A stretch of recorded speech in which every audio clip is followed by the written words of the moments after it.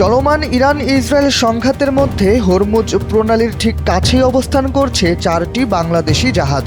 এমনকি এও শোনা যাচ্ছে সে জাহাজগুলোর একটি অল্পের জন্য ইরানের ড্রোনের আঘাত থেকে রক্ষা পেয়েছে। আর সেই সময় বাংলাদেশি জাহাজটিতে অন্তত 31 জন নাবিক ছিলেন। সোমবার সংযুক্ত আরব আমিরাতের জেবেল আলী বন্দরে ড্রোন হামলা চালায় ইরান। ঠিক সেই সময় আঘাতের জায়গা থেকে 100 গজ দূরে ছিল বাংলাদেশ শিপিং কর্পোরেশন বিএসসির জাহাজ বাংলার জয়যাত্রা। ড্রোনটি সরাসরি জাহাজে আঘাত না করায় অল্পের জন্য প্রাণে বেঁচে গেছেন নাবিকরা।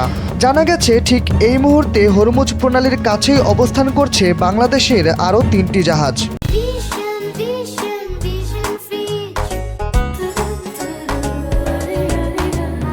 মেরিন ট্রাফিক সূত্র বলছে জাহাজগুলোর একটি হলো KSRM গ্রুপের, অন্য দুটি মেঘনা গ্রুপ অফ ইন্ডাস্ট্রিজের।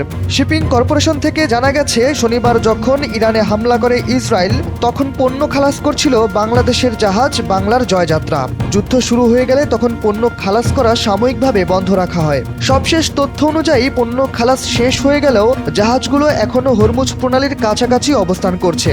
যুদ্ধকালীন সময়টিতে জাহাজ চলাচল বন্ধ থাকায় আপাতত তারা বন্দরের কাছাকাছি অবস্থান করছে।